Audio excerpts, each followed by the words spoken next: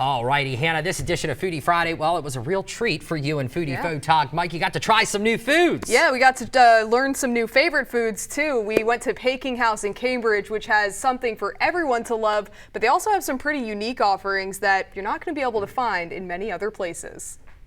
For Jack Chen, rolling sushi is as natural as starting any day, and it's just one of the offerings at Peking House that is a fan favorite. Hello, good morning. I'm going to make the TNT rolls.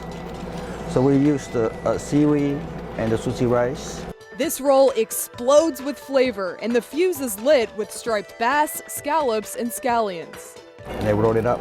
Jack tops the tube with cream cheese, mayo, and roe before a quick stop in the oven. Next one, we're going to make the chopstick rolls. This Krabby creation contains sesame seeds, asparagus, shrimp tempura, and of course, imitation crab. This is like a mayo and ginger dressing sauce, and we're going to put some tempura crunchy on top.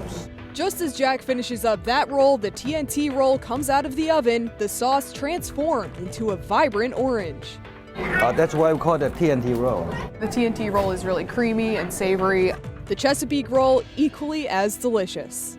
I've never had asparagus in sushi before. I really like it, though. It's a perfect level of crunch in there. Now, the foodie team is in for two new experiences. Hong Kong noodles start with a bed of pan-fried crispy noodles, which are topped with a heaping helping of mixed vegetables, chicken, beef, and shrimp. The Hong Kong noodles, I think, is a dish that literally anybody could love. Cooking is kind of fundamentally about transformation, right? The magic trick that this dish pulls is pretty incredible. Once all of the brown sauce from the veggies and the proteins kind of sinks down and soaks into those noodles, they get really tender and they just soak up all of that flavor.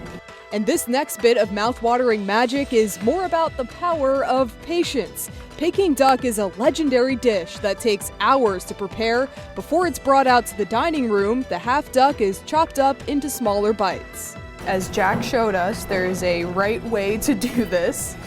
So I'm gonna try and follow his instructions here. A smear of hoisin sauce on the wrap, then cucumber and green onion, followed by slices of skin and morsels of meat. I think Jack would approve. I always love trying new things on Foodie Friday, and when that new thing turns out to be one of my new favorite things, that is always a really cool experience. So many savory flavors right off the bat.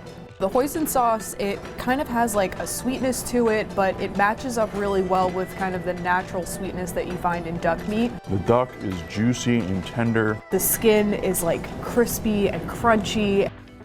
And after chowing down on this treat, Foodie Photog Mike has this parting thought, which I think makes a lot of sense. I have a theory. I think it is traditional to eat the duck in a wrap so people don't just devour the duck immediately. Mike's onto something there, right?